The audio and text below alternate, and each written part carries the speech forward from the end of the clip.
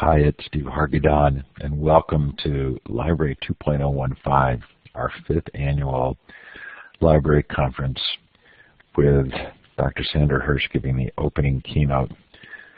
Sandy, welcome. Thank you so much. I'm really excited about our day today. Me too. Thanks to everybody who was here, and thanks especially to the School of Information at San Jose State University and our other sponsors. We so appreciate the support of this event and do look forward to it every year. What a great day we have ahead of us. For those of you who are participating live, you can use the star icon to the left of this map to indicate where you are located. You have to click on it twice, or at least I do, in order to get the star. You can also leave a note in the chat. It's fun to know the time and the temperature. If you're facing any crazy weather.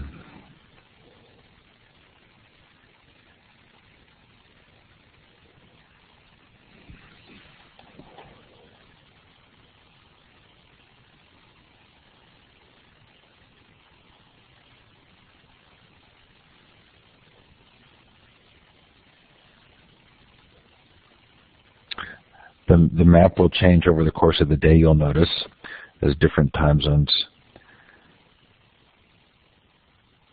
turn into convenient listening hours. Okay, I'm going to move forward, but feel free to keep making notes in the chat. So it is a great pleasure to have Dr. Hirsh providing the opening keynote for the conference. She is a professor and director of the School of Information at San Jose State University, which received the 2014 Online Learning Consortium's Outstanding Online Program Award. Her private industry experience includes working in the Silicon Valley for more than a decade at major technology companies, including Hewlett-Packard, Microsoft, and LinkedIn. As an industry user experience researcher, leader, and manager, she's contributed to R&D research projects and influenced the user experience of web, mobile, and TV consumer products, resulting in 5 U.S. patents and applications. Dr. Hirsh, thank you so much, Steve. I'm going to just turn my video on just to say a quick hello in person so you can see me.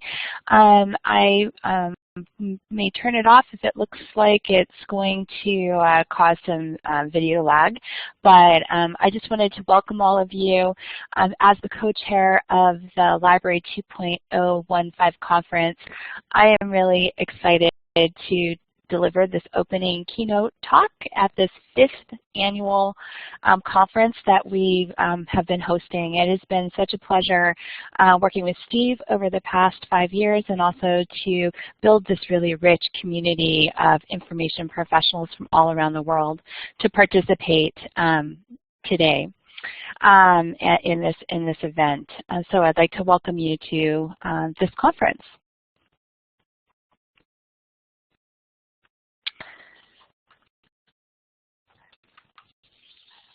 So over the past year, I have worked on a book that is called Information Services Today.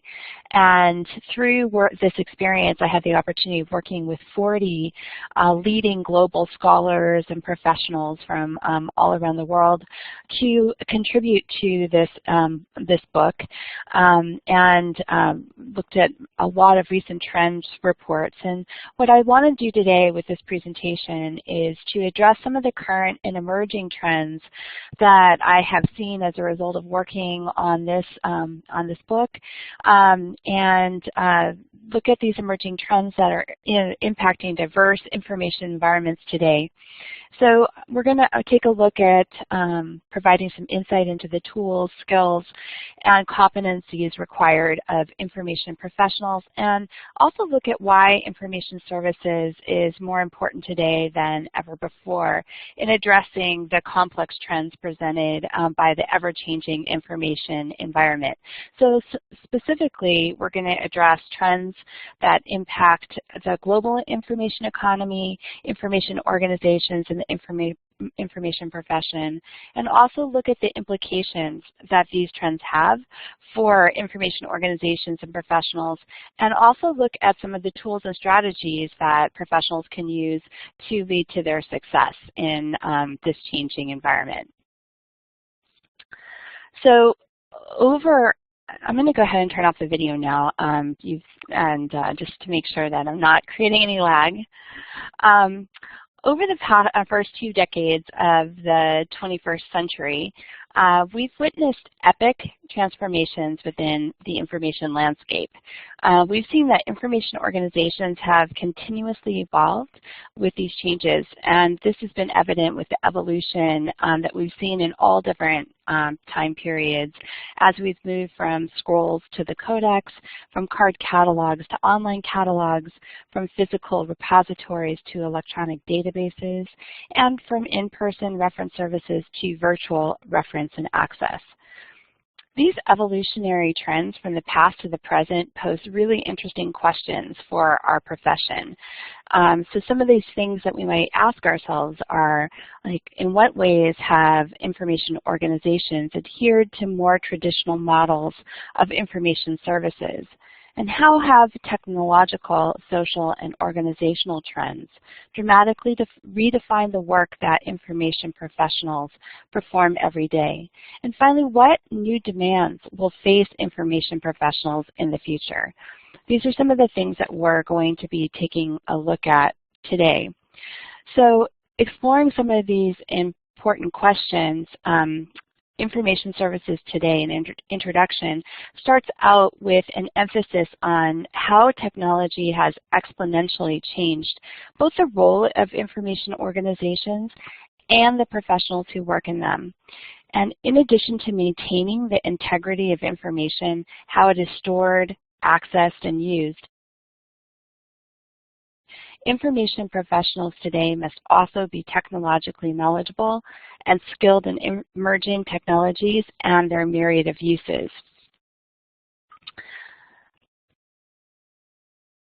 So Stephen Abram, one of the authors in Information Services Today, points out that an intelligent person once said, "Dinosaurs did not die out because of climate change, they died out because they failed to adapt." And so it is with libraries. They must adapt to change or their relevance will die out. So given the importance of adapting, it's critical for us to understand those key trends in our field that we need to adapt to. So in this Information Services Today, in an introduction, we address the various current and emerging trends that are impacting the information landscape today. And so we're going to cover briefly some of these trends just to lay the foundation, looking at some of the global trends, lifestyle, technological trends, lifestyle and social trends, and facility and service trends. So I'm just going to briefly cover a few of these and highlight them.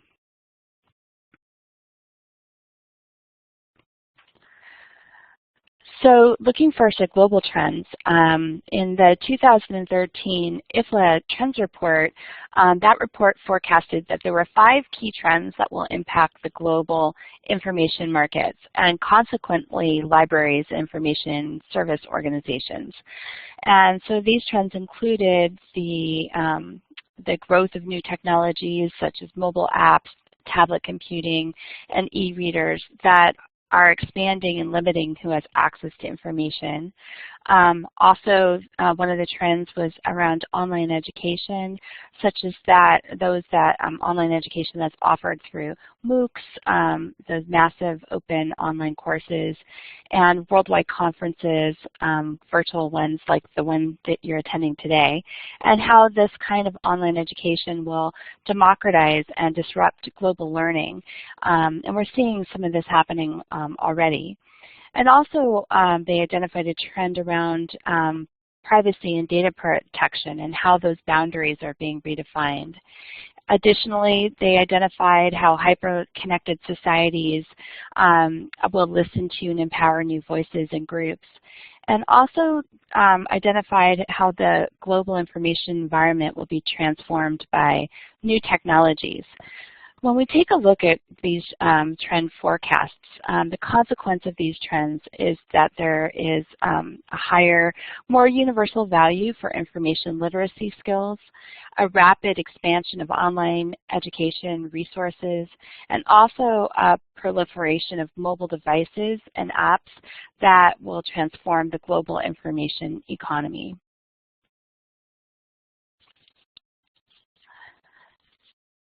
In Chapter 5 of the book, Stephen Abram offers extensive lists of and examples of various trends impacting the information landscape.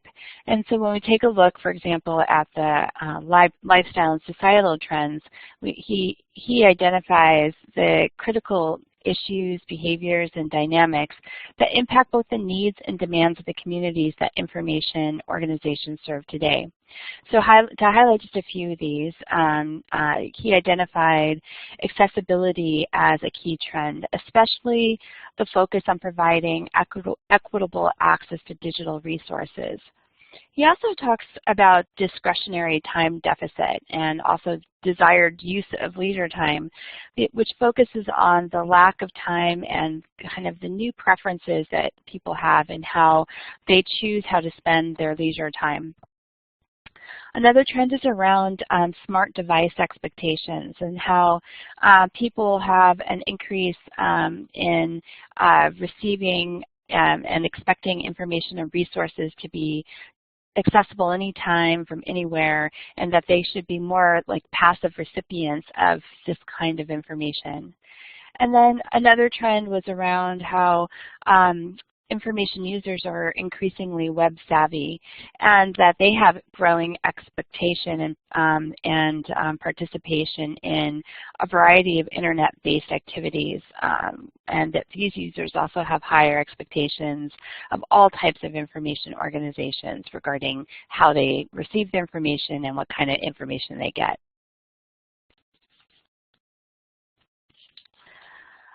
Expanding on the global trends that we just explored, Abram also presents specific technology trends that we're seeing within information organizations and services. And some of these trends include wireless expectations that people have regarding access to wireless, the ability to print through wireless and collaborate wirelessly. There's also, he identified trends around ebook readership and the growth of ebooks.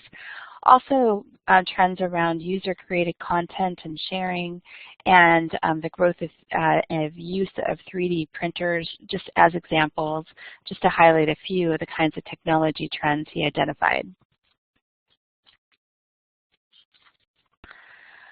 He also talked about some of the really interesting and specific facility and service trends that we're seeing as a result of kind of the changing information landscape, and reflecting on information organizations that are more integrated into the affairs of the community.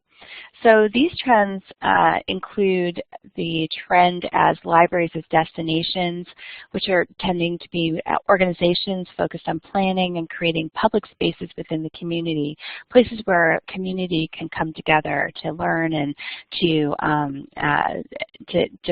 form close community connections. He also talked about the trend of libraries providing multiple services providing an increasing focus on community learning, cultural art, technological employment, business development, and heritage. Really, it's not just a place for coming for materials, but really expanding its role in a variety of different ways. Building on that theme as well, I talked about community engagement and how libraries are collaborating with other organizations within the community to connect with and serve all members of that community. they also talked about the trend around maker spaces and creation culture, and around creating spaces with tools, encouragement, and guidance to allow users to come together to create, learn hands-on skills, create and produce music, art, robotics, and many other types of creations. And then also the trend around the customer-first focus, meaning that there's observable through improved hours of operation, self-checkout, online systems, and mobile on-demand services.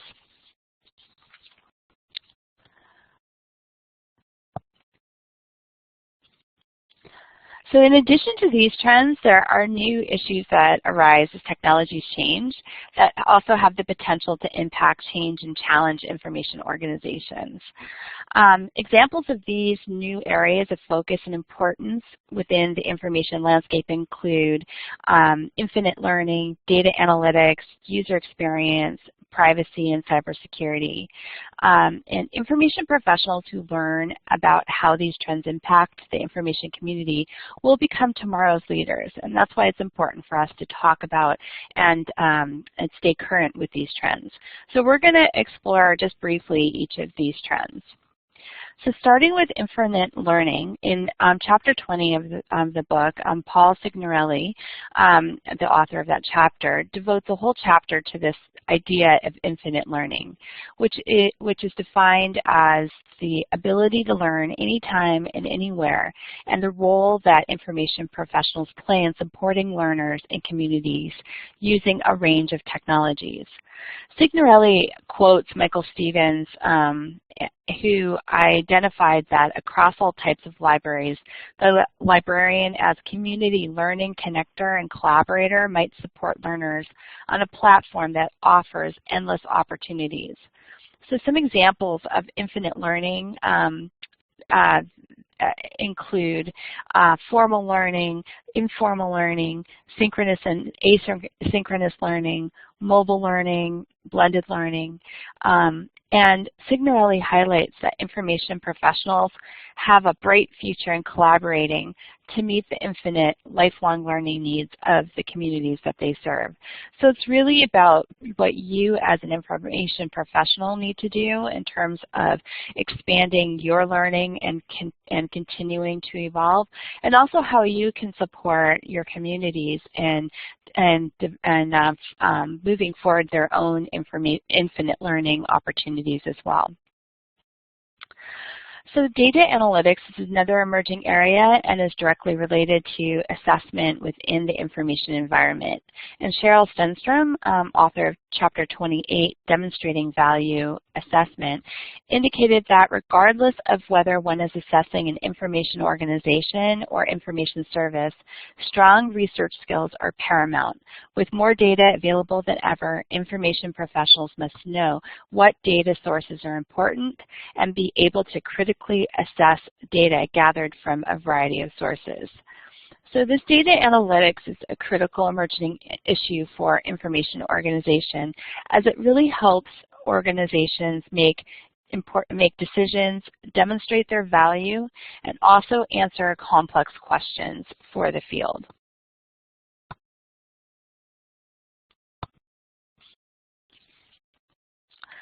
So another emerging topic area in the information landscape is presented in Chapter 17, User Experience by Aaron Schmidt.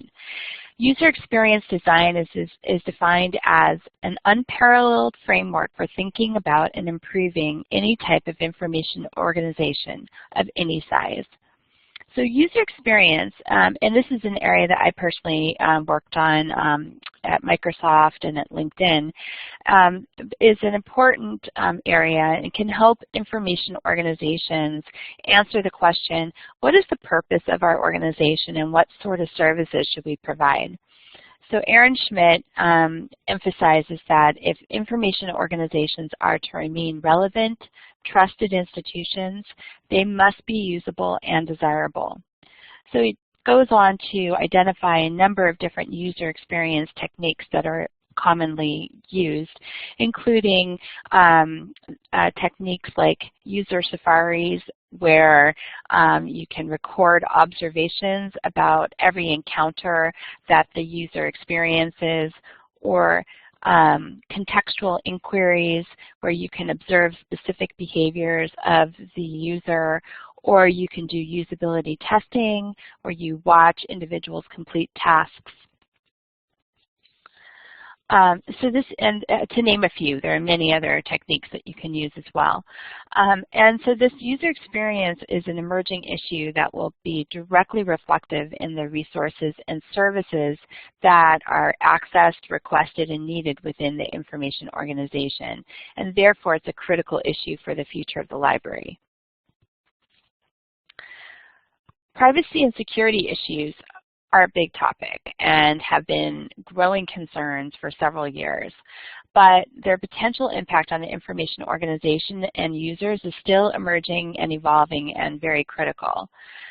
Givens in Chapter 35, Information Privacy and Security, stated that the growing privacy concerns signal a need for changes in privacy and security policies and laws. They also offer the opportunity for information professionals to help shape the direction of future practices regarding information privacy and security.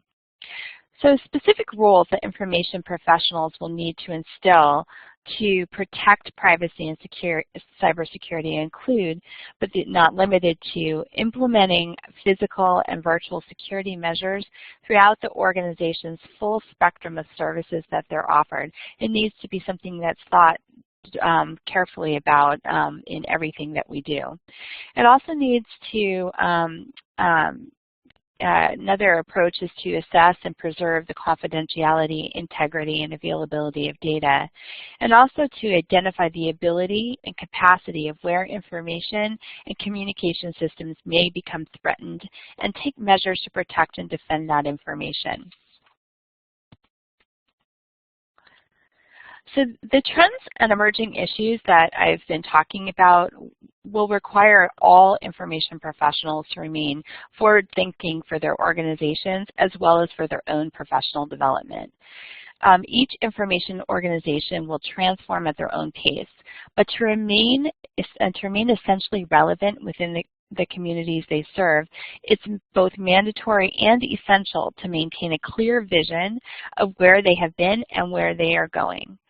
In his report, Confronting the Future, Roger Levine addressed the major issues facing information organizations in the future and provided a framework of 4 dimensions for comparing information organizations in the past and envisioning the future of library and information services in the future.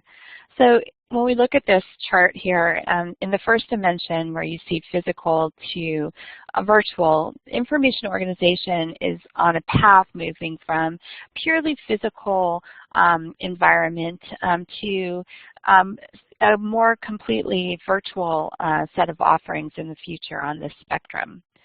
That second dimension, individual focus to community focus, outlines the transformation in focusing on the specific needs of the information user, such as quiet, steady space, privacy, comfort, on one spectrum, which may have been a focus in the past, to a broader focus of serving a community and becoming a hub of community interaction and group work in the future spectrum. The third dimension highlights a trend of how libraries are increasingly moving from a collection library, housing a collection of physical materials, to a creation library where users are increasingly creating the content that is housed in a library. And then the fourth dimension shows how libraries are moving from the idea of a portal to archive, and highlights the shifting of the ownership of the collection, moving from where in the portal role the organization is a mediator between the information user and resources, versus the archive role where it's the organization's role to assemble and disseminate local information to the community it's serving. So when we take a look at this, obviously most modern organizations lie somewhere in the mix, in the middle of these dimensions, and they're still offering some forms of both spectrums, and that's probably going to continue. But this framework is useful to help us identify both the connection of information organizations of the past to those of the future, and kind of help us think about where we are and how we might want to evolve. So what are the implications for our information organizations emerging out of all these trends that we've just been talking about? And how do information organizations respond to the emerging landscape to best serve their communities? So first, it's important to become the essential one-stop resource for information technology literacy instruction.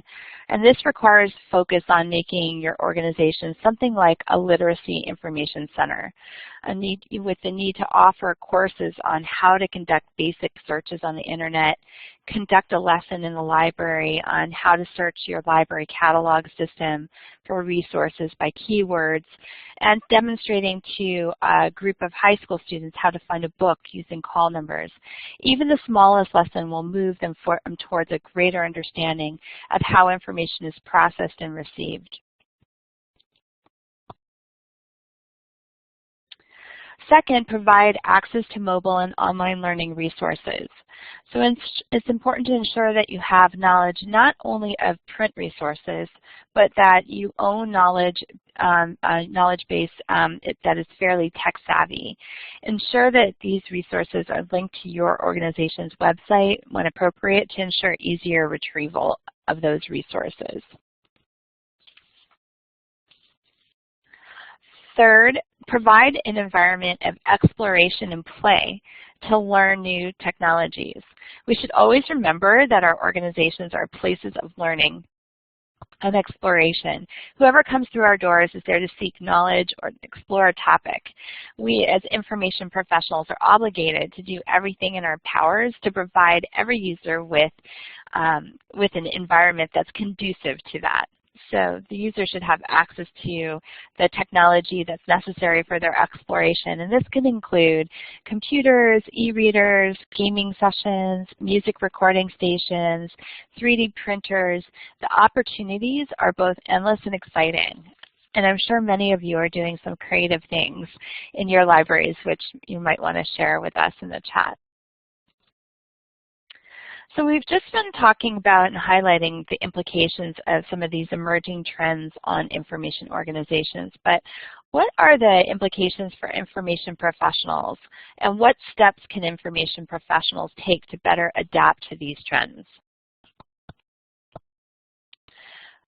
First is to make library tools available at the point of need for users. So for us to be of essential value, a tool, a resource, or service must be easily accessible to the user. Regardless if it's a physical tool in a makerspace or a digital tool on the desktop of a computer, a user must be able to quickly and easily locate the tool so that they can stay on task with their research or project so that they don't become frustrated or discouraged.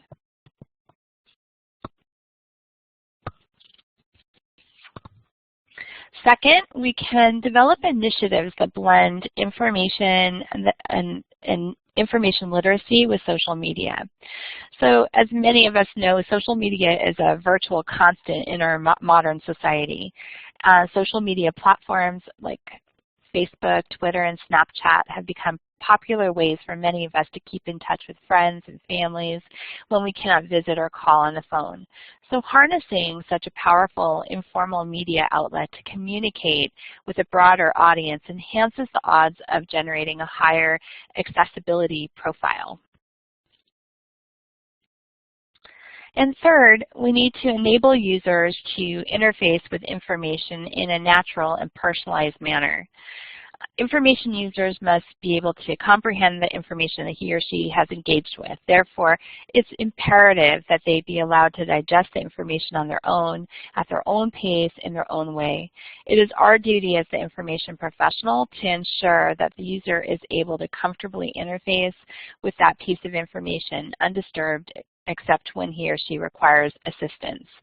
Included within this idea is the precept of allowing users to design their own learning outcomes. So the essential ingredient in all of these strategies is you, the information professional, and the tools, skills, and competencies that you offer in your organizations and communities. So this next section is really about what you can do for yourself. So throughout my book and documented in many annual employment trends reports is the ability to change and the readiness to receive new information has been reported as the most important competencies of LIS professionals, library and information science professionals. And there are various ways information professionals can remain relevant in their organizations, their communities, and their professions. And that's what we're going to talk about now. So in a recent employment trends report that we developed at the School of Information at San Jose State University, a number of trends were noted on the competencies, skills, and tools that are required of information professionals today. And you can take a look at that report. It's available on our school's website if you're interested to see more details.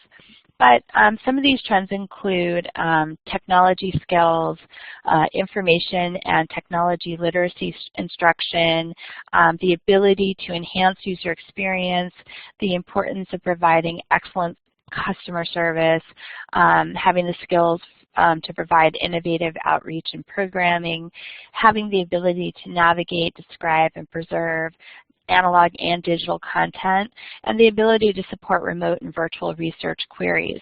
These are some of the things that we've observed from our analysis of these trends.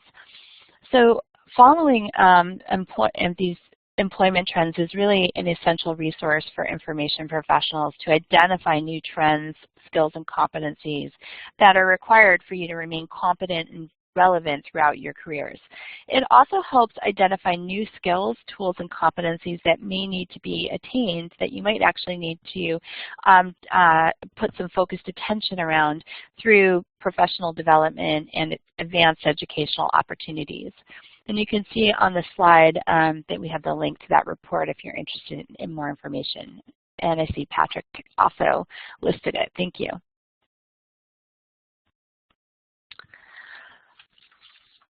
So staying abreast of current trends, reports, and library statistics is also essential to understanding the information landscape and the opportunities, challenges, and threats that these trends impose on the information organization. So I've highlighted here just a few reports and resources that are useful to pay attention to. One of them is the New Media Consortium, the NMC Horizon Report Series. And these are annual reports that focus on emerging trends for different areas focused around teaching, learning, research, K-12 education, technology, higher education, and also libraries. And these are excellent. They bring together experts from all around the world to identify what are the important trends and that we need to pay attention to. So I highly recommend those. There's also the Pew Research Center's Internet and American Life projects. This one's focused just on the United States and examines how U.S. residents use the Internet and tracks trends regarding views on the nation's libraries. So interesting from an American perspective. There's also OCLC Research, that an organization that's focused on helping libraries, archives, museums, and other cultural heritage centers better understand trends impacting the industry. And these are obviously just a few that we're highlighting here. There's many others. So in September 14th Chronicle of Higher Education article, Jennifer Howard stated that a master's degree with a specialized focus or professional focus remains the key credential for building a good career. And while that is a great start, we find that given all the changes and the trends that we've talked about today, it can sometimes be hard to stay current and keep up in all the new areas that are emerging. But there are several great options for remaining relevant, valued, and essential within the community and information profession. And so I've identified a few of these here, but there are, of course, many other opportunities. So one option is to pursue a postmaster's certificate. And many universities offer postmaster's certificate programs, and many, like ours at San Jose State, are offered online. These postmaster certificate programs are especially useful for retooling and updating your knowledge and for learning new areas that may not have even existed when you went through and got your MLIS degree. And so this can also look really good on your resume and help you with your career advancement. Another option is, which is good for people who have completed their undergraduate degrees but may not have yet pursued their MLIS degree or may not plan to, or for people who may have already received their MLIS degrees and want to get education in a specific area or topic area. Another option is getting an advanced certificate program, and several universities offer these types of learning opportunities. Our school, in fact, is just launching a new online advanced certificate program in the area of strategic management of digital assets and services in January, and this will help people learn how to integrate and manage increasingly complex body of content. However, there are many other universities that offer different topic areas and focus areas for their advanced certificates. Another opportunity is that many universities also offer open university classes that enable people to take a single course in their program, even if that person is not an actual matriculated student in one of those university degree programs. And open university courses are useful for people who are interested in a particular course, but maybe who aren't interested in a whole degree or certificate program. And then I just thought I would additionally mention that there are many continuing education programs which offer useful training courses, and some of these courses can be quite in-depth and several weeks in length and can be offered online. And one of those, for example, is the ALA Editions e-learning courses that are useful from that perspective. So information professionals have such a vast array of opportunities to look beyond local resources and access professional development opportunities globally. And global networking refers to the social and professional engagement in the global information landscape. Jan Holmquist, author of Chapter 38 on global networking, emphasizes that when information professionals engage in the global information environment and expand their networks and experiences globally, they gain new knowledge and competencies, opportunities, and even access to new information to their communities. And there are a number of ways to access global networking opportunities. I've identified just a few of them here. One of them is through social media platforms like Facebook, Twitter, Google+, LinkedIn. These all offer tremendous opportunities to engage with other information professionals worldwide, socially and professionally. And there are numerous videos, presentations, and archives available via networks such as SlideShare, YouTube, and many others. Another fantastic opportunity is through the International Librarian Network, which is a facilitated peer mentoring program aimed at helping librarians develop international networks, and offers a structured, facilitated pairing and discussion platform to help information professionals from around the globe to connect and learn from each other. This is a great opportunity to build your social network and expand professionally and meet people around the world. And there are also other various international professional organizations well worth exploring and participating in, such as the Special Libraries Association, the Association of Information Science and Technology, which I'm currently president of, and the International Federation of Library associations, for example, IFLA, just to name a few.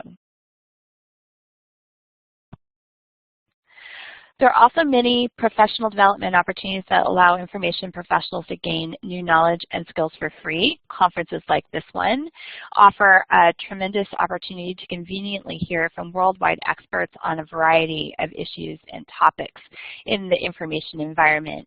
So MOOCs, the massive open online classes, also continue to be a resource that are offered by various types of organizations where individuals can access training and enhance their skill set from the convenience of their homes for free. So all of these resources should be accessed frequently and continuously incorporated into an information professional's lifelong learning plans. And I think that's the important message I want you to take away. There are many professional organizations like the American Library Association and ASIST, which offer ongoing webinars that provide professional development opportunities as well. These sometimes are offered for a fee and sometimes they're free, and they provide tremendous opportunities for learning about emerging techniques, skills, and issues that can directly benefit the professional skill set as well as their impact on the organization and community. Here I've highlighted a few, I've highlighted the webinar series that we produced with Library Journal and Robin and Littlefield, and which I moderated, that directly correlates with my book, Information Services Today, and is offered for free. And each of these webinars in the series correlates directly to a part of my book and offers a panel discussion among leading scholars and professionals from around the world on critical issues facing the information professional today.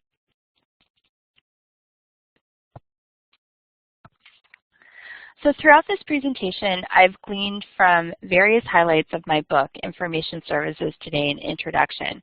And I did that because I had the opportunity of working with so many talented and leading thinkers in our field, and I've listed them on the slide here, and you'll see that they're a tremendous resource and amazing people who participated in this important work. And in addition to the complimentary library journal webcast series that I just showed you, the book offers a lot of resources, examples, and additional readings in an online supplement. And so I know I learned a lot from working with this tremendous group of people. Staying abreast of key issues, trends, and competencies of the information professional is really essential to our ongoing success, both as an individual and as a professional, and was the driving force for producing this book. And the wealth of information provided by these 40 people offers insight to information services today and provides a wealth of resources and strategies to guide information professionals at any stages of their career to prepare for the future. The face of information services is changing as much as the technology that intersects it. And as we've seen, technology continues to shift the trends in our profession, advancing it relentlessly forward. As it does so, it presses onward with the requirements of information professionals to meet these new technology challenges.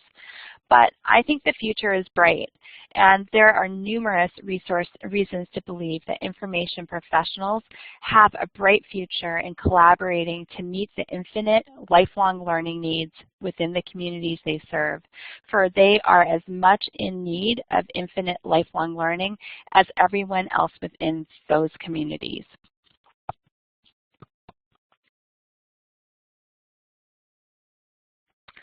And with that, I'd like to conclude my keynote. I want to thank you very much, and I look forward to any kinds of comments or questions that you may have.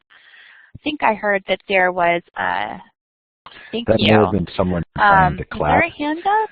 If you're interested in clapping, it's hard to find the applause icon. Look for the smiley face, and then you can go down to applause. You can also, if you would like, raise your hand. That's the hand icon that most of us think is a clapping icon. And you can ask a question. You can put a question in the chat. Sandy, one of the fun things to notice was people loved the think poster. They love the what poster? The Think poster. Oh, yes. Okay, good. Thank you. And people traded links to versions of it online, and that's great. Thank you. It's hard to catch up while you're, doing your talk to pay attention to everything that's going on. So thank you for sharing that. Great. So I didn't see any questions in the chat, but if I missed a question and you have a question, please. I see that Carol. Carol, would you raise your hand? Yep. Go ahead. Carol, I'm giving you the microphone. If you raised your hand to ask a question, you can click on the talk button that's above the participant box.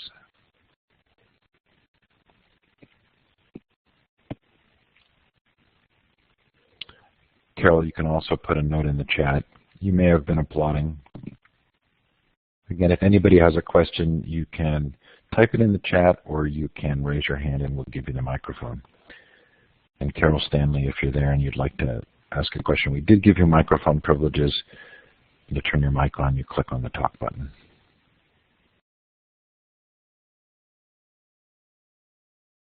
I was just scrolling through. Yes, I see that people like that poster. Oh, there's Carol's question. Are librarians of the future going to be defined with an MLS, or are we becoming so diverse that librarians will have other degrees? That's a great question, Carol. I think that's going to be a mix of things, and I think one of the things that will be important for us to continue to do is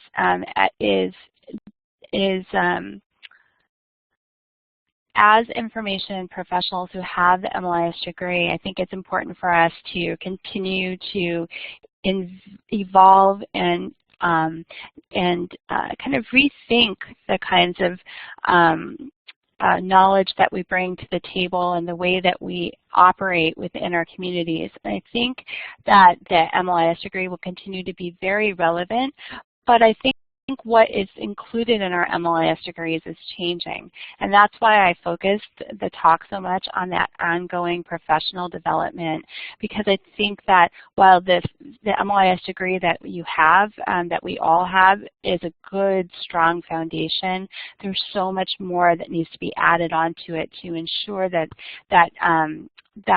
MLIS degree and our knowledge base remains relevant and compelling in the workplace. But I think that's a great question, and I think it's incumbent on us as information professionals to continue to demonstrate the unique values that we provide to our communities. So Dr. Hirsh, there was another question that came in, and I put it in the moderator tab so you could see it. Joyce asked, do you think the trends skew towards academic or public libraries? Joyce, can you say what you mean a little bit more about that in terms of the trends that I just highlighted? Do you think, you're asking, do you think that it's more relevant for a public library? Is that what you meant? Okay. I think that there's a mix of trends that, and I don't know if I would characterize it quite in that way, because even when we talk about maker spaces and things like that, while those tend to be something we think of more in a public library setting, they're also expanding into academic library settings as well. So I think that these trends are really something to look at holistically, not so much by the type of library environment, but really as something that we kind of take with us as we move through our work, regardless of the setting. And that's kind of why I talk about it more as information organizations, because I wasn't trying to identify it specifically for a school library, public library, or academic library, instead taking more of a broad view about the roles and the impacts that it has on our field and our profession generally. And I see Len says is agreeing with that idea there.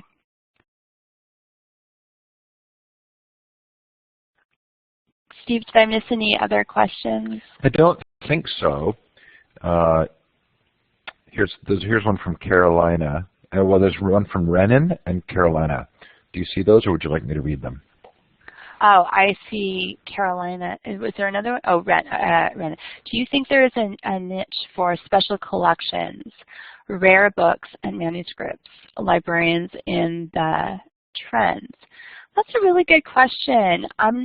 Have to give that a little bit more thought. What does everybody think about that in terms of the role of rare books and manuscripts? I mean, I think that those are still things that are going to be relevant and important in our field, and I think what will be interesting is, the extent to which, that those kinds of materials are made more accessible through digitization and the like. So I think that technology is certainly impacting that field as well in terms of really providing expanded access to materials that otherwise wouldn't be as accessible to people. So I guess I'm talking myself into, yes, there is an impact on that. These trends are relevant for that area. Looking at the other question that I saw, what is Carolina's? Do you have any particular suggestions in terms of education for a public librarian wanting to move into academic librarianship? So, great question. One of the things that I would recommend, you might want to take a look, actually our school just created something we call career environments pages. And on those pages, if you go under our careers page on our website, we have, maybe Linda, you could provide a link to that. We have an academic library environment page, and that might be a really good start for you to take a look at that, kind of what the academic library environment is, and that will give you some ideas about the kinds of tools and experiences that you need to cultivate to position yourself in that work environment. Additionally, it might be something you want to consider pursuing a postmaster certificate or something like that to cultivate more skill sets in that area. I'm trying to catch up here. If you go to the moderator tab, I think oh, that's the sure, one thank you. missed. Let's see.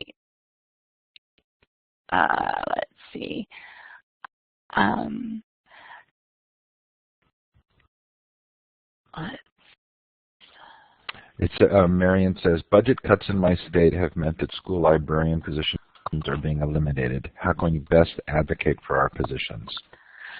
Well, that's a great question, Marion, and I know that there's been a lot of work that's being done. If you take a look at some of the things that I know that American Library Association has been taking active roles in advocacy for school librarians at a national level, and there's quite a number of efforts, write-in campaigns and the like. So if you're not familiar with those, you can email me later, and I know I can put you in touch with the right folks to work on some of those advocacy efforts, because that's certainly an important and concerning area.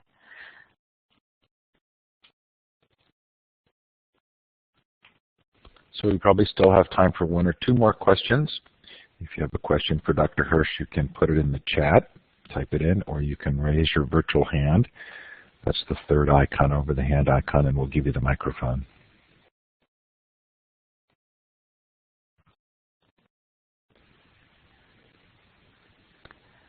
Oh, yes, I see there was another question. So I've just given the microphone to Charlotte Wellen. Charlotte, if you click on the talk button above the participant window, you should be able to turn your mic on. Yes, but you're very soft. Okay, I'll try to project. Our school is trying to start an e-library. We're a small charter school, and we have never afforded a real library with a librarian. But this year, the county finally gave us funding for a librarian, and we chose the librarian we did because we wanted to start from scratch and build an e-library. but we're coming across resistance from the staff because they see a library as a place full of books. And I'm sure the kids feel that way too to a certain extent. So do you recommend changing the name so it isn't even called a library anymore? How do we get past people's already settled view of what a library does?